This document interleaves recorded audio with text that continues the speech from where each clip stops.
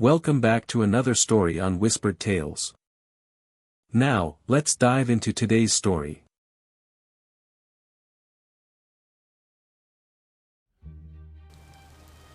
Alou, Alou? Dad, I lost everything. are you still standing? Yes, but I don't know why. The Fairmont Hotel shimmered over the Charles River like a golden blessing. Up on the 30th floor, the ballroom gleamed with crisp white linens, candlelight, and the low hum of jazz soft as silk. On the stage backdrop, gold letters spelled out, "Happy 61st, Michael." Elegant, expensive, and somehow cold. Michael McAllister surveyed the room with a polite smile, one perfected over 40 years in business. A smile that could close a $100 million deal or hide the fatigue of a man who'd lived through a lifetime of winters. He wore a black tuxedo tailored to fit, a deep blue tie, Lena's favorite color. Every time he tightened the knot, he still remembered the way she used to tilt her head, squint a little, and adjust it with her warm fingers. Lena had died 12 years ago, suddenly, leaving behind two grown children. Martel, recently married to Anna, and Emma, fresh out of college. That day, standing before her photograph, Michael had promised he'd be both father and mother to them. And, as a man who always delivered on his word, he had, with dangerous efficiency, he paid every bill. "Dad, sit here," Emma called, waving from the front table. The younger daughter, soft brown curls, a pastel dress, was glowing beside her husband, Michael Jr. Yes, another Michael. His loosened tie and confident grin revealing a man perfectly at home in the warm light of other people's wealth. Martel, the older son, approached with a glass in hand, his smile wide but his shoulders stiff, the stance of a businessman eager to prove himself. Anna, his wife, stood beside him, a vision in a red dress, her perfume as expensive as her perfectly practiced smile. "Dad, we have a little surprise," Emma announced, eyes gleaming. She nodded toward the band, and the music softened. Her husband stepped into the spotlight, taking the mic like a stand-up pro. "Ladies and gentlemen," he began, "today we're celebrating not just the birthday of a great man, but the day of our very own private central bank. I mean, our amazing father-in-law." Laughter rippled through the crowd, polite at first, then louder. Michael smiled thinly. He knew this kind of humor, the kind Boston's young elite called sophisticated. Seriously, though, the younger Michael went on. "Dad here has taught us responsibility, perseverance, and the ultimate art of swiping a platinum card." More laughter. Someone whistled. He flashed a shiny Amex, catching the candlelight. "Just kidding. But really," he added, turning toward Martel. "Our dear Martel's gearing up for a new round of fundraising. The market's tough, rates are high, but with support as solid as. Dad, nothing's impossible." Martel smiled awkwardly. "We'll talk later, Mike." Anna slipped in, sweet as honey. "Daddy, I know you don't like business talk on your birthday, but if we close just 5 million more this week, Martel's company could hit unicorn status in 18 months. Think of it as your own birthday present, an investment in family." Michael set his glass down slowly. His palm was warm. He'd been through countless negotiations where words were weapons, sharp, deliberate. But tonight, surrounded by laughter and candlelight, the words pricked like needles through aging skin. He looked at Emma. "Sweetheart, this is your little surprise?" Emma blushed. "I just thought it'd be fun." Her husband, oblivious, kept going. "Actually, there's more. Emma and I are looking at a new place in Brookline, big enough for you to plant that lavender garden you've always wanted. We already put down the deposit." Michael blinked. "You already put it down?" "Yes." Emma said quickly. "We counted on your support. We'll need another $400,000 to close in 2 weeks." The room tilted. Guests at nearby tables turned, curious. That morning, he'd been reviewing plans to expand a factory in Ohio, a costly effort to keep 300 workers employed despite shrinking profits. He remembered an email from the scholarship fund asking about 12 kids in Dorchester. Now, amid the music and champagne, the number, for 100,000, hung in the air like an overstuffed couch dropped in an already crowded room. He took a breath. "I'm glad you both have dreams. But tonight, I'm not signing anything. And to be clear, I won't be supporting that house." Silence fell. Not the gentle kind, the kind that strips a table bare. Emma blinked. Martel's smile cracked. The younger Michael laughed nervously. You're kidding, right? Michael shook his head. No, I mean it. Anna's polite mask vanished. I thought family was always your first priority. It still is, he said evenly, his tone paved smooth with control. That's why I have to set boundaries. You're grown now. Martel, you run a company. Emma, you have a job. I've done my part, more than a man should. A faint TSK sounded from the far end of the table, someone not bothering to hide their disapproval. Dad, the younger Michael said. In Boston, it's normal for families to back each other up. Don't you want your daughter to have a better life? Michael looked him dead in the eye. I want her to have a stronger one. The line should have landed like a blessing, but in the hush of clinking glasses and jazz, it sounded like rejection. Emma's eyes shimmered. Dad, can you at least not embarrass me in front of everyone? Michael rose slowly. He'd stood up in tougher rooms than this. If anyone's embarrassed, let it be me. I'm sorry for spoiling the party, but this isn't about money. He turned to Martel. As for your funding, when the audit's done, we'll talk. Martel clenched his jaw. You don't trust me? I trust numbers, Michael replied. Not unkindly, just honestly. And I trust you'll find another investor without me. A nervous laugh scattered somewhere. Anna slammed her glass down, the sound sharp as metal. Well, she said coldly, I guess people should know Michael McAllister isn't as generous as the rumors say. People should know, he replied quietly. He still loves his kids. He just doesn't finance their lifestyle. The jazz resumed, thin and brittle. Michael thanked the band, shook a few hands, and stepped out into the hallway. From the terrace, the Charles River ran black, streaked with threads of gold from the city lights. He leaned against the rail. His joints ached, the dull, constant kind that older men learn to live with. His phone buzzed. A message from the family group chat. Family. From Anna. If you won't help, then don't bother coming back to the house. We'll move on without you. Happy birthday. The words glowed cold. The house. The Beacon Hill townhouse he'd bought after Lena's death. Bought because Emma hated cheap apartments. Because Martel said a prestigious address helped with clients. Because a home was supposed to be a solid crutch to lean on when grief hit too hard. Another message came from the younger Michael. Oh, and we'll cancel your extra card. Saves you the trouble. He didn't bother correcting them. Those weren't his extra cards. They were theirs. The phone screen dimmed, reflecting his face. Wrinkles deepened, eyes tired but kind enough to still feel pain. Inside, the laughter returned, faint and hollow. He saw Emma crying on a friend's shoulder, Martel scrolling his phone. Guests avoided his gaze, not out of judgment, but discomfort. He handed his card, his own card, to the hotel manager. Charge everything to this. Then he stepped outside. The September air bit cool and clean, carrying the scent of rain and the river. Driving home, the city glowed behind him. Glass towers built from ambition and loans, bridges like white bones linking separate lives. He remembered teaching Martel to ride a bike along the esplanade. Keep pedaling, he'd said, running behind. I'm right here. That line had become his unspoken curse through the years. I'm right here. When he rented Martel's first apartment. When he paid off Emma's credit card. When his son's bold new fund went under. I'm right here. And maybe that's why. Tonight, whispering to himself, he finally said, I won't be right here anymore. He didn't drive to Beacon Hill. Instead, he turned toward his small Cambridge apartment, the one he kept for solitude. Wood shelves, coffee stains, and the smell of old paper welcomed him. He sat at the desk, pulled out a blank sheet. When the world grows too loud, he wrote, always had. At the top, he dated the page, then wrote, as of today, I will end all automatic allowances. Meet with Harold Whitman about a new will. Review property transfers already made. He paused. Something sour rose in his throat, but his eyes stayed dry. He'd cried enough when Lena died. After that, grief had turned into precision. The phone buzzed again, Emma this time. I didn't think you could be this petty. He flipped the phone face down. Wind creaked at the window. On the shelf sat a framed photo. Lena smiling, Martel's arms around his neck, Emma grinning with flour on her face, holding a homemade cake.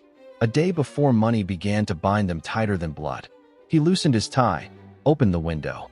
The river air rushed in, cool and sharp. And from somewhere deep within, maybe from that hospital room long ago, Lena's voice echoed. You have to let them stand on their own, Rich. You can't be both their shoulders and their legs forever. When he opened his eyes, he knew he'd just made the hardest decision of his life. Harder than cutting a failing division, harder than any boardroom war. Because this time, the ones who might curse him were the two he loved most. He folded the paper, slipped it into an envelope marked Harold Whitman, and turned off the light. In the dark, the clock ticked steady, like a loyal friend. At 61, Michael felt 10 years older, and somehow, young again, like a man learning to say no for the first time. Not from pride, not from anger, but from a love that finally understood boundaries.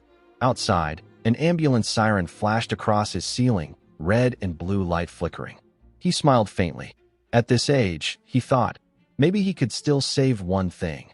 Not a company, not a reputation, but what had almost drowned in champagne and platinum cards. Family. Only this time, the rescue wasn't a wire transfer, it was a stop sign. He opened his notes app and typed one last line. September 29th, begin again, with boundaries. Then he slept, dreamless and calm. Somewhere across the river, the party had ended. And in that quiet Cambridge apartment, a father had finally stopped being an ATM and became a father again. The first week after the birthday party, Boston went on as usual. The streets were still crowded. The Charles still shimmered in the morning light. Only Michael was different. He didn't get any calls from Martell, Emma, or anyone else who shared his last name. The silence on his phone was so complete he thought it might be broken. For the first time in years, he didn't check his bank account. He simply got up early, brewed black coffee, read the paper, and took long walks along the river, like a man who'd finally retired not just from work, but from the noise of being needed. At the corner near his apartment stood a small cafe called Elm and Amp. Ash, a place he used to visit with Lena. On his first morning back there, the young blonde barista looked up and smiled. "Mr. McAllister, haven't seen you in forever. Usual cappuccino?" He smiled back. "Not today. Just plain coffee. No foam, no caramel." She raised an eyebrow. "That's a big change." Michael nodded, half laughing. Sometimes, change starts with drinking coffee like a regular person. On his walk home, he watched people rush by, students on bikes, young couples arguing about parking, a man in a suit eating breakfast on the go. The city pulsed with life, and for once, he didn't feel the urge to control any of it. For years, he'd lived like a heart pumping blood for an entire family, and had forgotten his own pulse. Meanwhile, across the city, Martell wasn't sleeping. His company, Finn Ripple, once his pride and joy, was running out of cash. 3 months earlier, he'd gambled everything on an ambitious marketing campaign, trusting that his father would back him as always. "It's just a small push," he told Anna. "Dad understands. He's never let me fail." But this time, the push became a fall. When the bank froze the company's account, Martell called Michael. No answer. He sent emails, texts, then finally showed up at his father's old office downtown. The new receptionist, barely out of college, looked up from her screen. "Do you have an appointment?" "I'm his son." "Oh, Mr. McAllister retired last week." All his files were transferred to Harold Whitman's law office. Martell froze. "Retired?" She nodded cheerfully. "Yes, he said he wanted to spend time being a person again. And he specifically told us not to call him CEO anymore."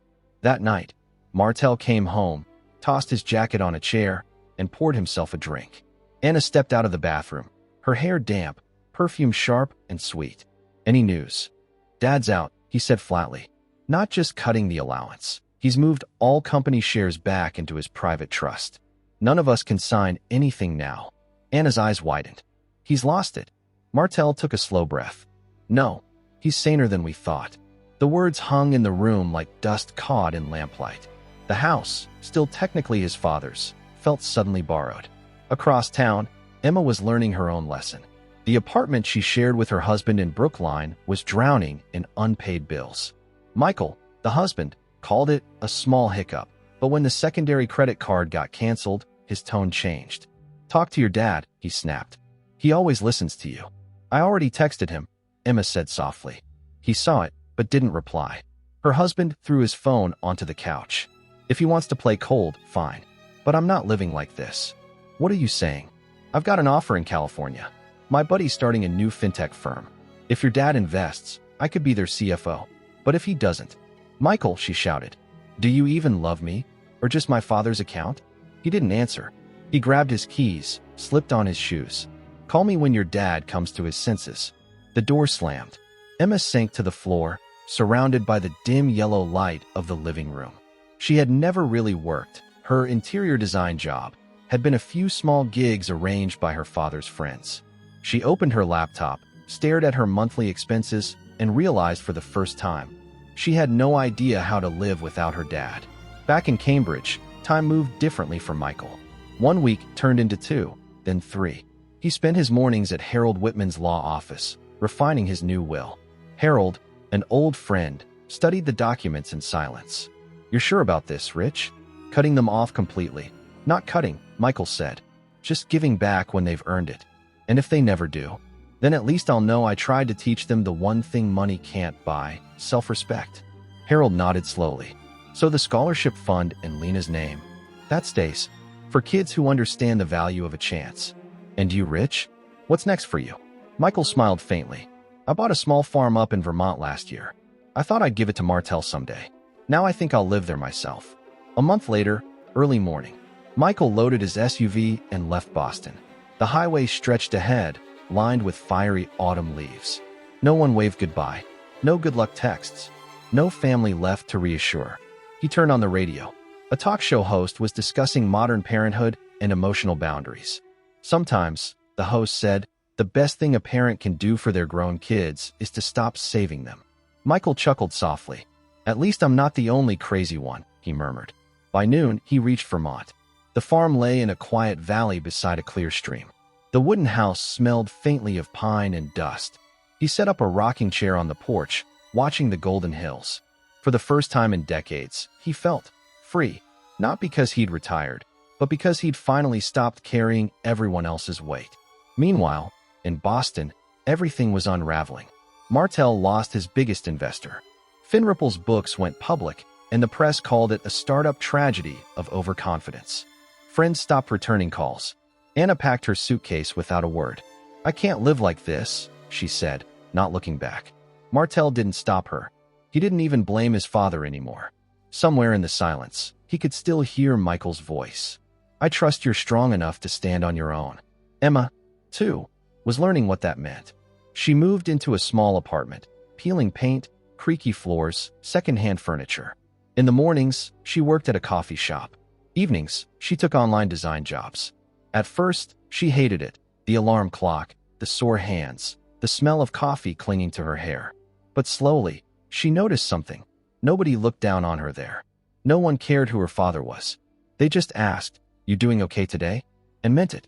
One morning, as she wiped the counter, Paul Simon's Father and Daughter played on the radio. There could never be a father who loved his daughter more than I love you. Emma froze. Her hand trembled. Tears fell onto the wooden counter.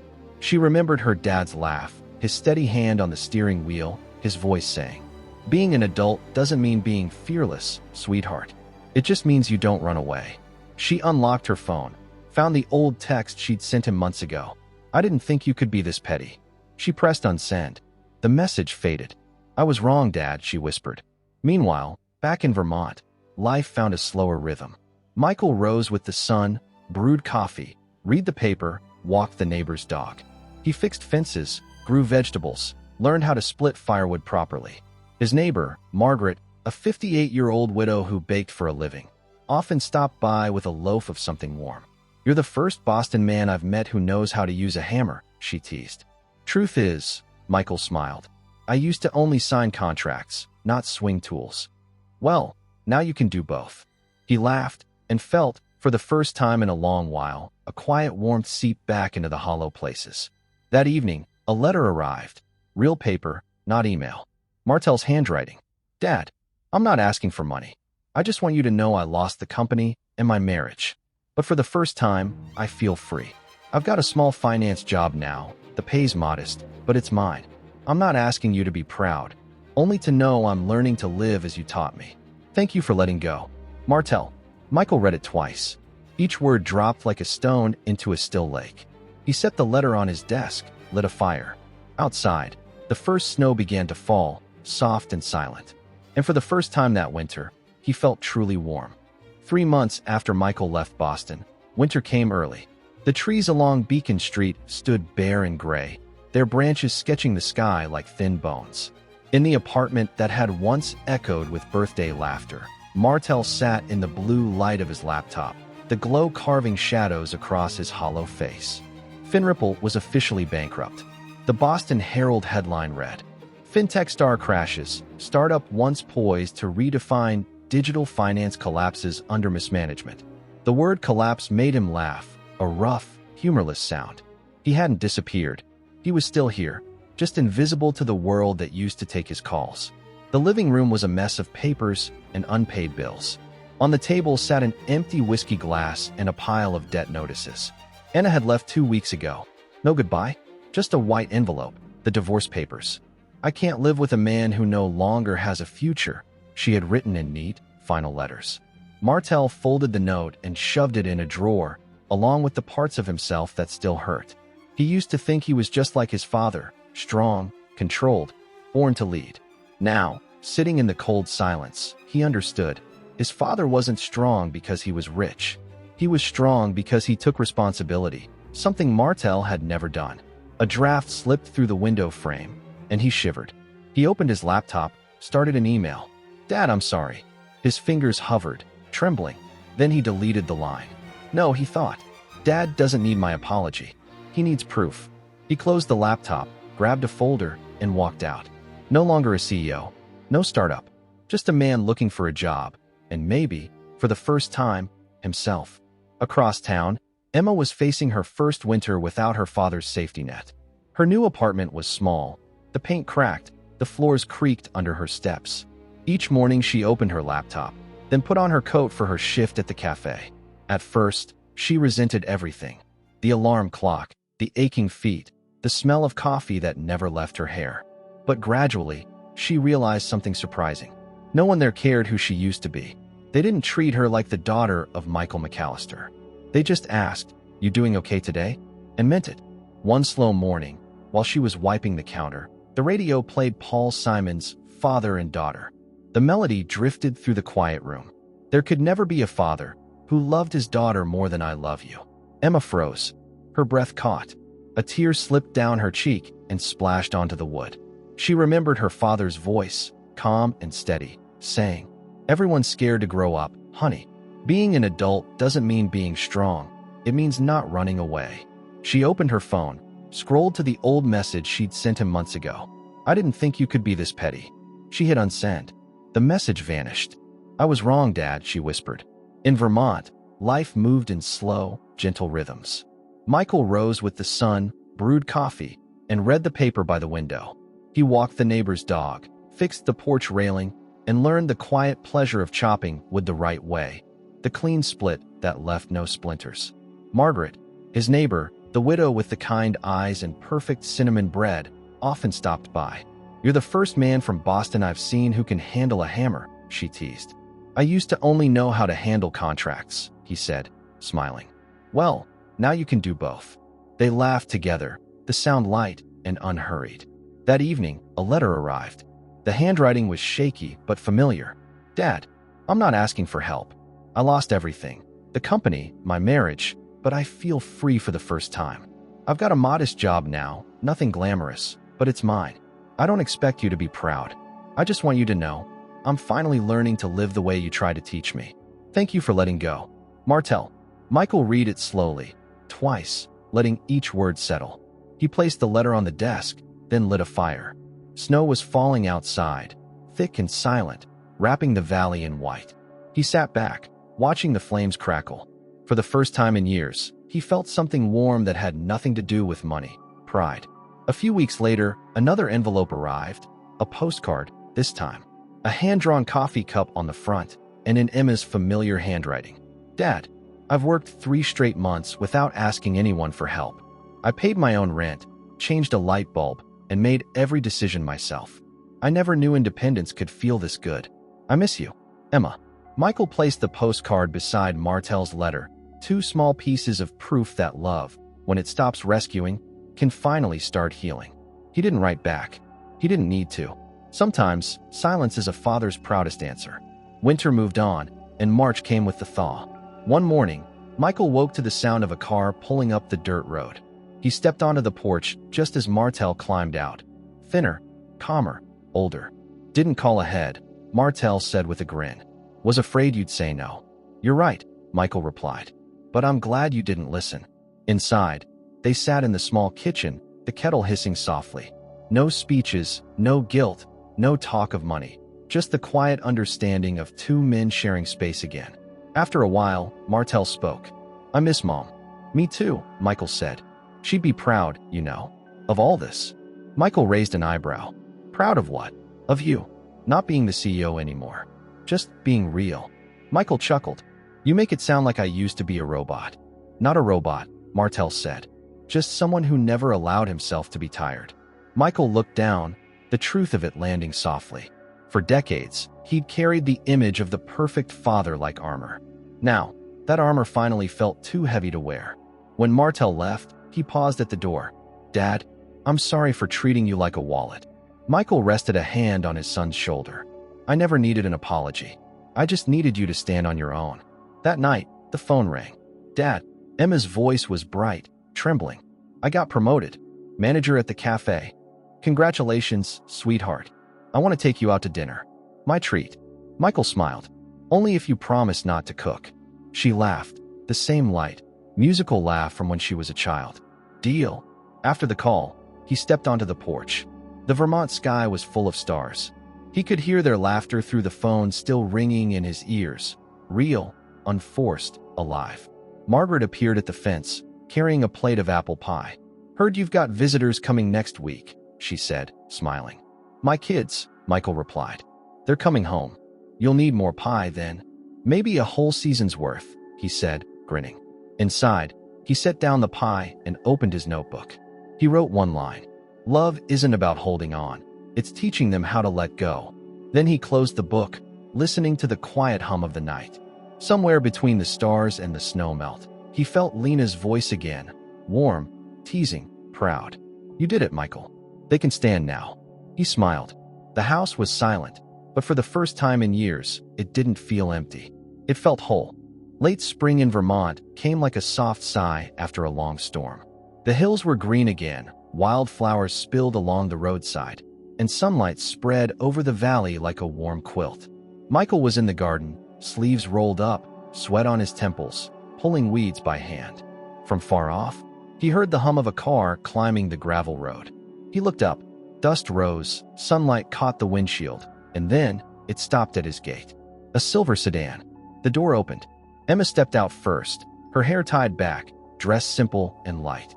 Martel followed, shirt slightly wrinkled, eyes calmer than before.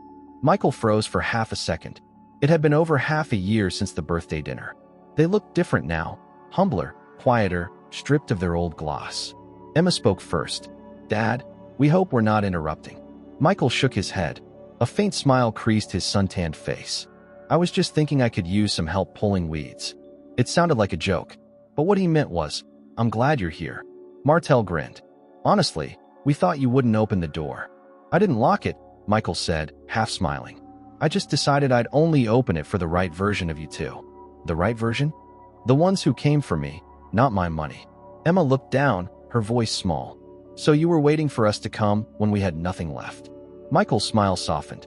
"When you have everything, there's nothing I can tell you. But now maybe I can." The wind passed through the maple trees, carrying the clean scent of soil and pine. Inside, the small wooden house smelled of herbs and baked bread. The dinner table was set simply: stew, salad, a loaf of bread, and a bottle of red wine. No catering, no crystal glasses, just warmth. Emma helped her father set the plates. Martel lit the fireplace, the flames snapping gently. "You've really been living here alone all this time?" Emma asked. "Not quite," Michael said. "Margaret, my neighbor, brings me her homemade pies now and then. We go to the farmer's market together sometimes." Martel smirked. "Sounds like someone special." Michael chuckled. "Just a good neighbor. Though I doubt your mother would mind if she were more than that." They all laughed, the easy kind of laughter that had been missing for years. When they finally sat down to eat, the air was filled with quiet gratitude. No one talked about money, or work, or who was right. just the clinking of spoons and the comfort of being in the same room again. You both look better, Michael said. Better, maybe, Martel replied. But it hasn't been easy. It's never easy, Michael nodded. Took me 20 years to learn that truth. After dinner, they sat on the porch, the sun dipping low behind the hills. The sky burned orange and gold. Emma cradled a mug of tea, her voice quiet. You know, Dad, there was a time I hated you. I thought you were cold, selfish. But now, I get it. You weren't leaving us. You were forcing us to grow up. Michael didn't answer right away. He didn't need to. He just nodded, eyes glinting in the dusk. Martel stared into the horizon. When Finripple collapsed, I thought my life was over. Then I heard your voice in my head. I trust you can stand on your own. I hated that line, but it's the only thing that kept me from doing something stupid. I needed to prove you right. Michael's throat tightened. You don't have to prove anything, son. Just live decently. That's enough. Emma smiled faintly. So, Dad, does that mean you forgive us? Michael chuckled. Forgive? I was never angry. But you were hurt, she said softly. He paused, then nodded. Not because of what you said, because I realized I'd raised you the wrong way. They both looked at him, surprised. I taught you love meant giving without limits, Michael continued. But without limits, love turns into dependence. I made you think you'd never have to stand on your own. That was my mistake. Martel shook his head. No, Dad. We were just greedy. Greed's natural, Michael said gently. Learning when to stop, that's the real strength. And now you've learned. For a long while, they sat in silence. The kind that feels like healing. Emma went inside, then came back with a small wooden box. I brought you something. Michael opened it. Inside lay an old wristwatch, the leather band worn soft with age. This, he whispered. It's your watch, Emma said. You gave it to my ex when we got married. I took it back. I think it belongs where it started. Michael turned it in his hand, the metal warm from her touch. Thank you, but I don't want it as a reminder of the past. It's not for the past, she said. It's for beginnings. He reached over, squeezed her hand. No words, just understanding. In that moment, the years of distance melted away.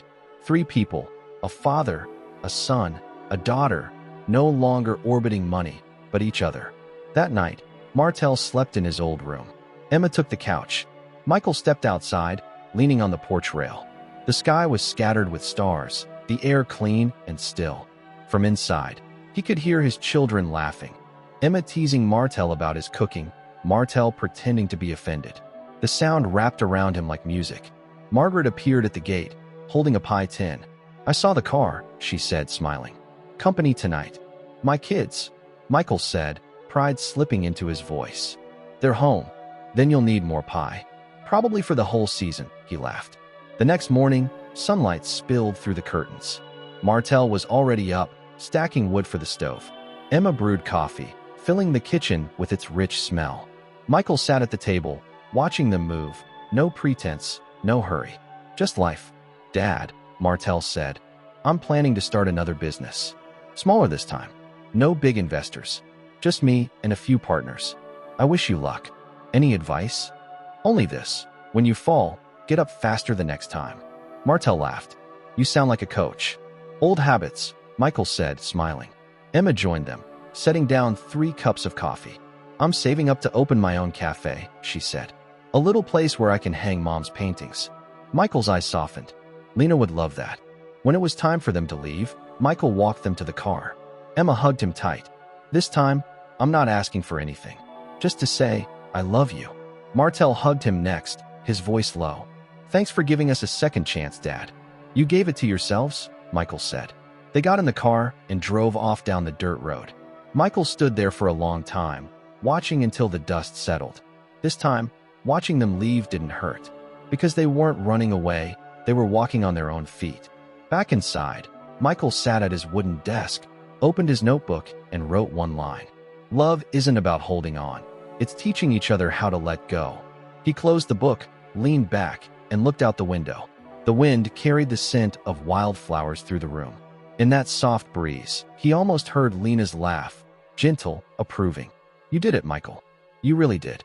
He smiled, eyes closed. Outside, spring was blooming, not just in the garden, but in him too. Summer in Vermont arrived like a soft golden blanket laid over the green hills. Sunlight spilled through Michael's window, warming the wooden floor. He brewed his morning coffee, as always, listening to birdsong rise like a hymn outside his porch. His life had found a gentle rhythm now. Wake early, tend the garden, eat simple meals, read letters from his children. Every week, one from Martel, one from Emma. Each letter carried its own quiet pride, and together they formed the steady heartbeat of his days. One bright morning, Margaret appeared at the door with a basket of strawberries so red they looked painted. "It's too nice a day for work, Mr. McAllister," she said. "You need a holiday." Michael looked up from a pile of scholarship papers for the Lena Fund. "I've been on holiday for 8 months. "No, you've been thinking for 8 months. There's a difference." She set the basket on the table, eyes glinting. "Come on, take a walk with me before you forget how to laugh." Michael sighed, smiling despite himself. "Maybe I already did." "Then I'll remind you," she said, taking his hand before he could protest. They walked down the dirt road that led to the lake. The water was glassy and still, reflecting clouds and trees like a mirror of calm. Margaret kicked off her shoes and stepped into the shallows. "Come on, city man. It won't kill you." Michael hesitated, then rolled up his pants and followed. The water was cold enough to make him gasp, then laugh, a real laugh, the kind that came from somewhere deep and long forgotten. Margaret splashed him lightly. "See? Life isn't just about numbers and responsibility. Sometimes it's about cold water and strawberries." Michael chuckled, shaking his head. "Lena would have liked you." "Good," Margaret smiled. "Then maybe she's the one who sent me." Across the river in Boston, life was changing too. Martel had moved into a small apartment in South End. Just 2 rooms and a creaky floor, but it was his. No trust fund, no family name on the lease. He'd found work as an accountant at a modest consulting firm. No glamour, no 6-figure bonuses, but he liked the honesty of it. Numbers that actually meant something. Dollars that came from effort, not inheritance. One evening at a local bar, a group of young entrepreneurs next to him were arguing about venture capital and angel investors. One of them turned and asked, "You ever do startups?" Martel took a sip of beer. "Yeah, and I failed. So what now? Trying again." He smiled, almost amused. "I'm rebuilding myself first. The next company, if there is one, won't need my father's checkbook." For a moment, the table went quiet. Then one of the girls, short hair and curious eyes, smiled. "That's the kind of startup I'd invest in." Martel laughed softly. For the first time, he felt free enough to laugh at his own mistakes. Emma's life was also taking shape. She had been promoted to manager at the cafe, her first real job that didn't come with her father's name attached.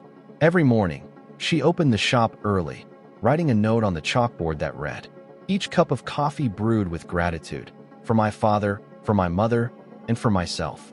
One day, an elderly couple came in, the husband newly retired, looking lost in his own quiet. They chatted a bit while she made their drinks. He said, "My daughter used to think my money would last forever. She's learning otherwise now." Emma smiled faintly. Maybe fathers are more alike than they think. When the couple left, she found a note under their empty cups. "Thank you for reminding me what forgiveness tastes like." She folded the note and kept it in her wallet. Proof that pain can loop back into grace. Back in Vermont, the evenings stretched long and golden.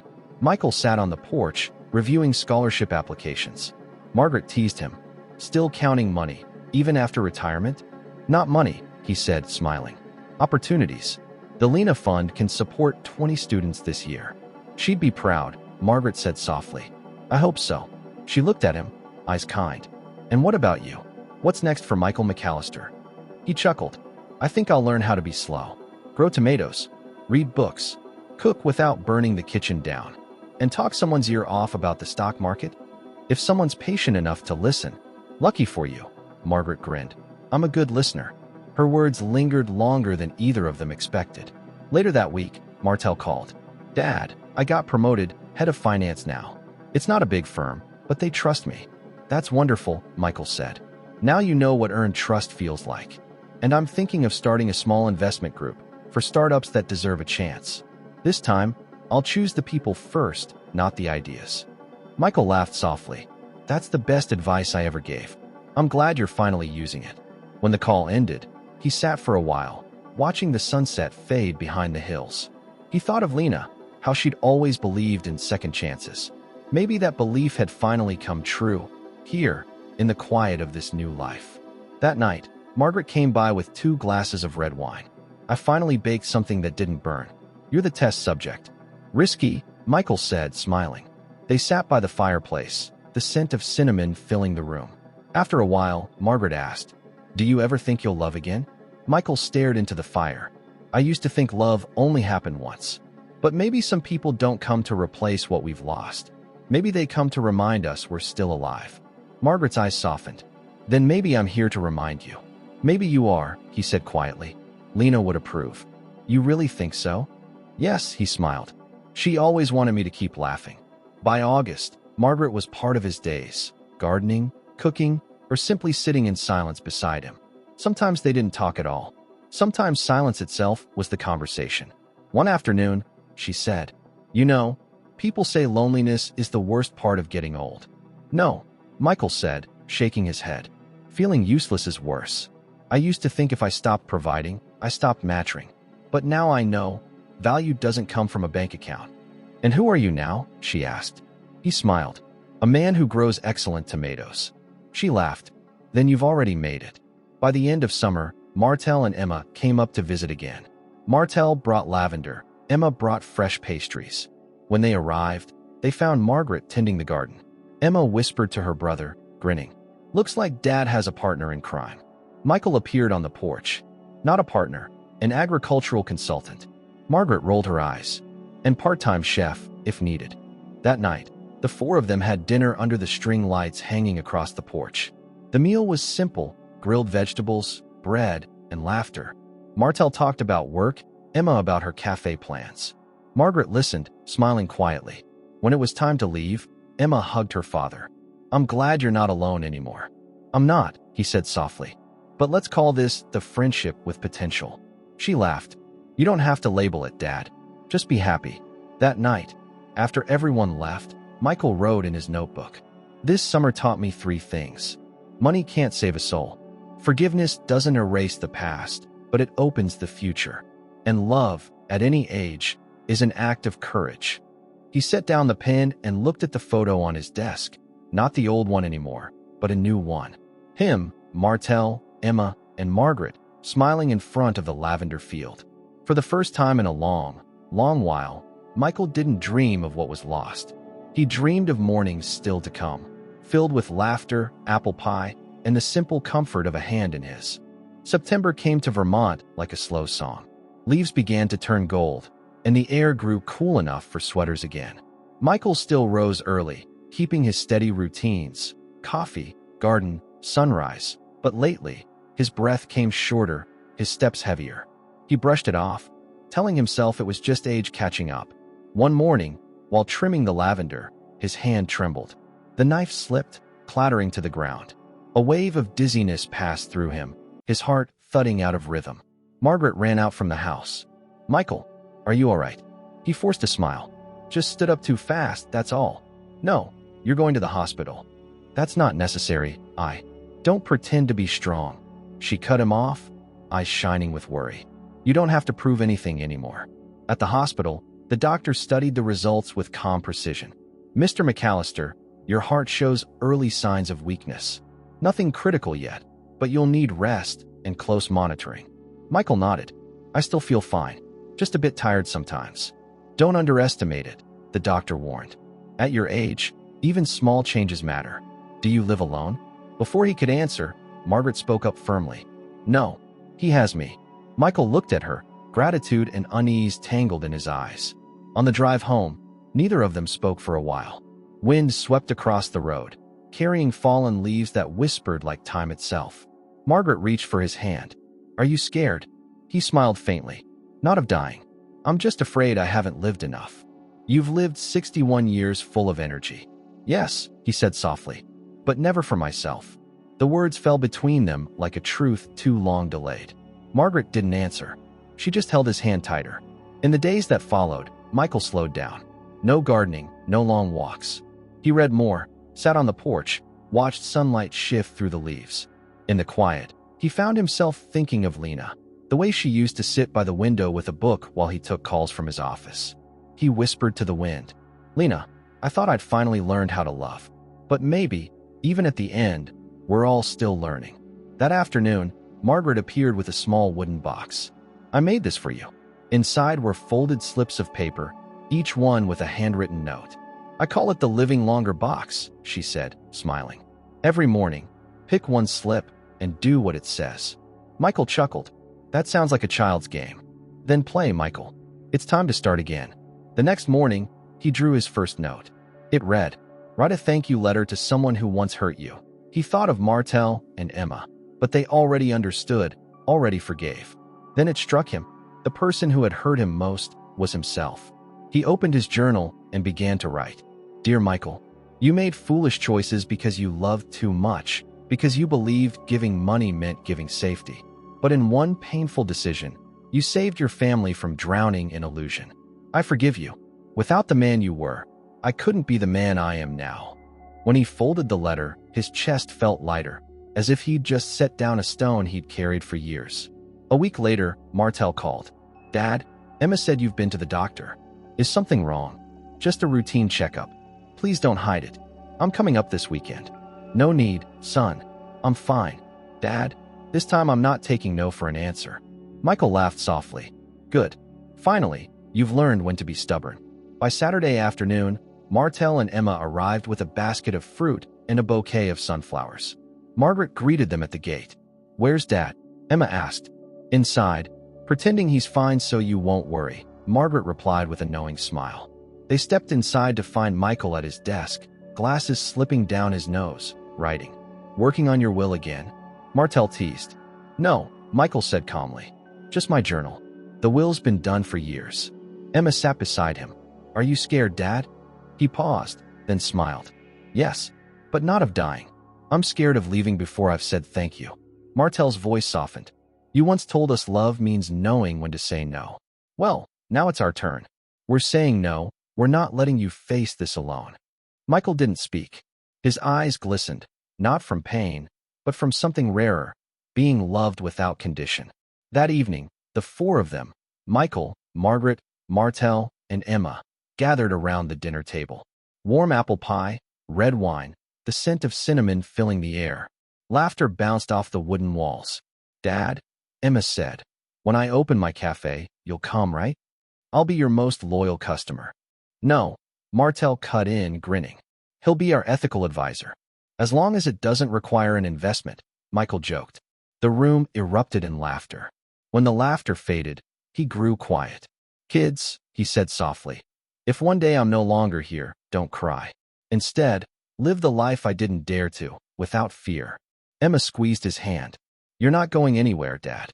Margaret looked at him tenderly. "Don't talk as if you're leaving." Michael smiled.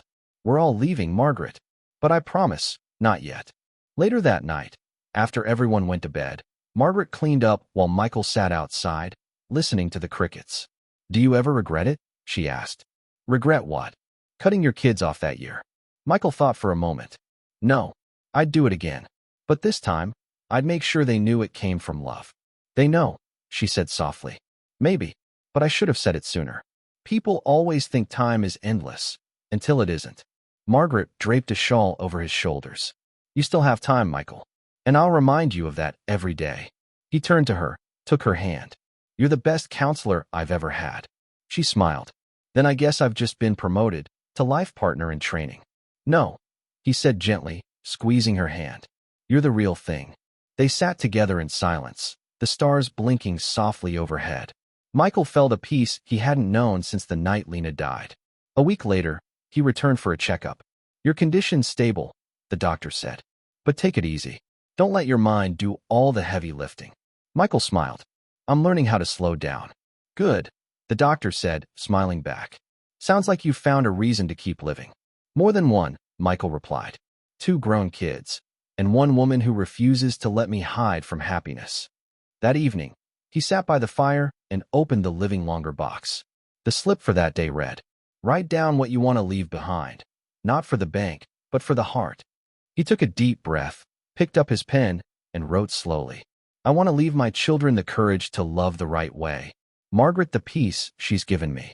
And for myself, complete forgiveness. He folded the note and slipped it back into the box. Outside, rain began to fall, steady and rhythmic on the tin roof. Michael leaned back, closed his eyes. Through the soft drumming of rain, he heard echoes of his life. Lena's laughter, Martel calling Dad, Emma singing off-key in the kitchen. Not memories, exactly.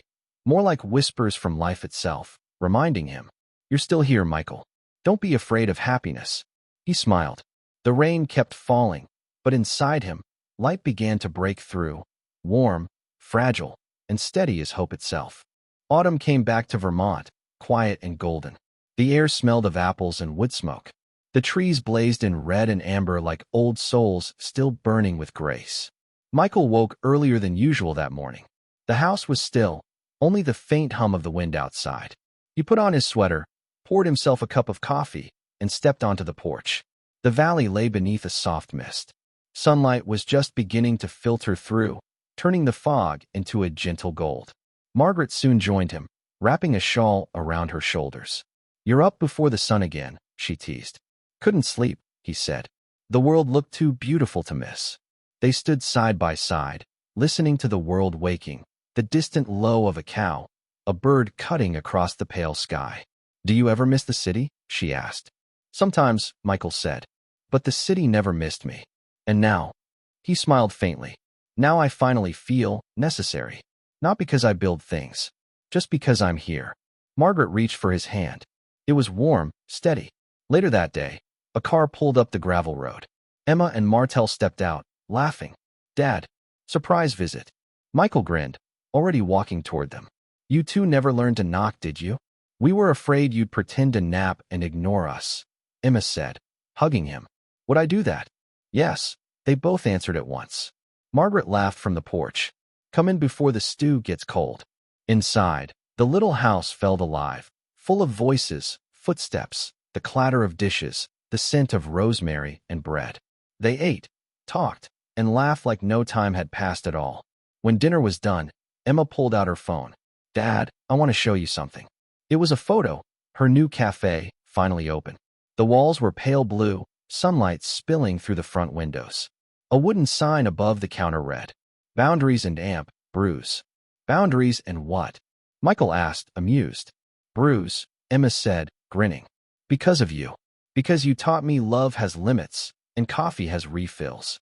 He laughed until tears gathered in the corners of his eyes. "That's the best slogan I've ever heard." Martel poured more wine. "And I've got news too.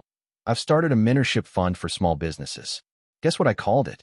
Don't say McAllister Capital. No, the Lena Fund. In Mom's honor." Michael froze for a second, then smiled. "She'd be proud, son. Of both of you." After dinner, they all stepped outside. The sky had turned to velvet, scattered with stars. A soft wind moved through the trees, carrying the scent of pine and rain.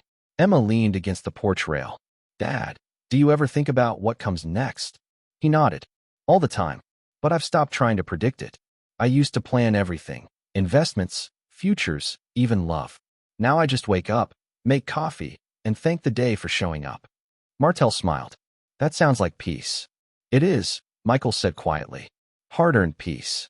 Later that night, after everyone had gone to bed, Michael sat at his desk. The living longer box sat beside him. He pulled out one last slip of paper. It read, "Do something you've been too afraid to do."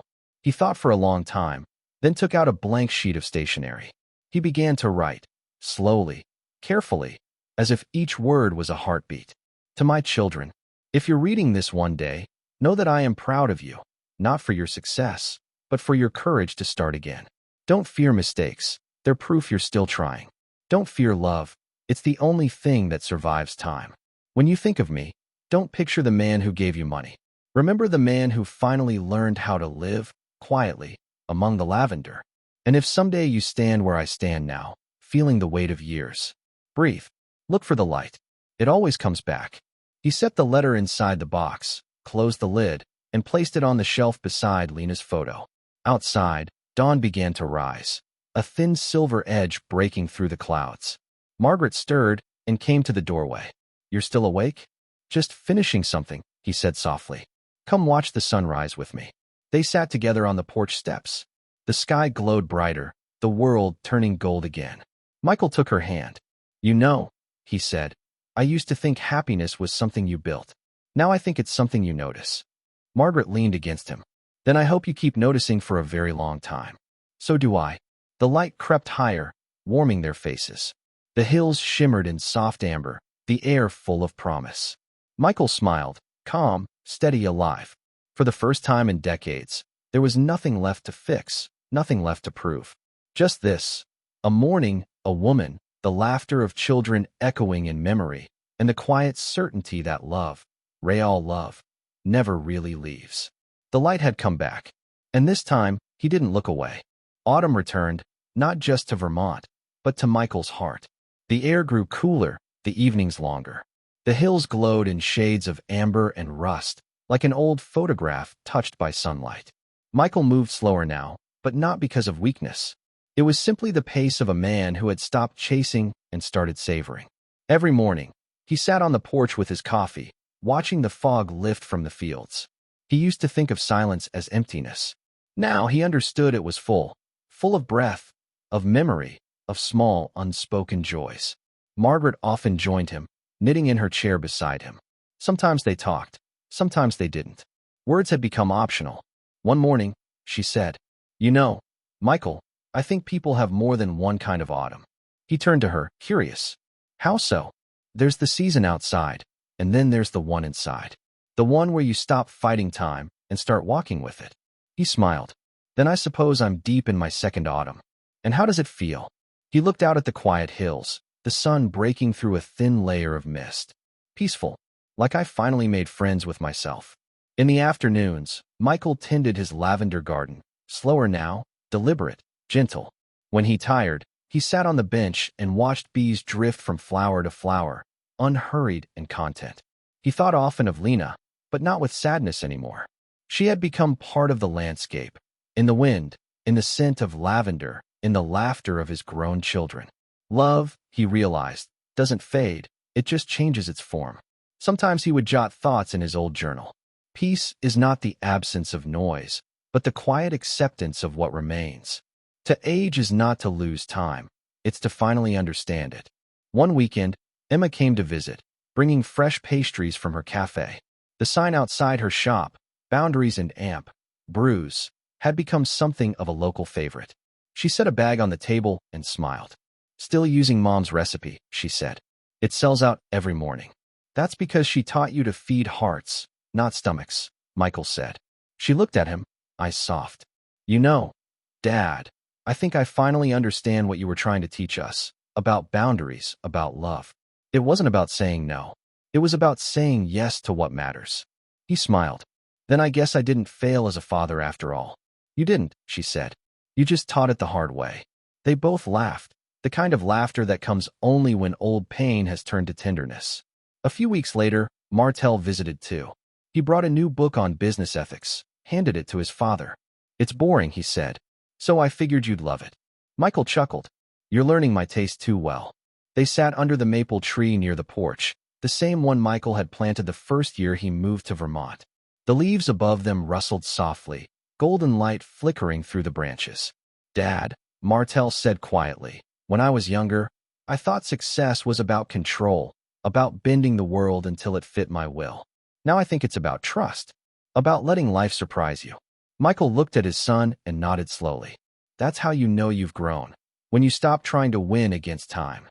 As the days shortened, the house grew cozier, firelight glowing against wood walls, Margaret humming old tunes as she cooked. Michael spent evenings reading, sometimes writing letters he never sent. One of them began, Dear Lena, I used to chase happiness like a finish line. Now I see it was beside me all along, in every morning light, in every kind word, in every second chance. If I could tell you one thing, it would be this. I finally stopped running. And the world, it turns out, waited for me. He tucked the letter into the living longer box. On a late October afternoon, the four of them, Michael, Margaret, Emma, and Martel, took a walk through the valley. The air was crisp, the ground soft with fallen leaves. They didn't talk much. They didn't need to. Emma picked up a maple leaf and slipped it into her notebook. For memories, she said. Michael smiled. Then take two. One for remembering, one for forgiving. Martel helped his father over a small slope, and Michael laughed. Careful, son. You're making me feel older than I am. You earned it, Martel said warmly.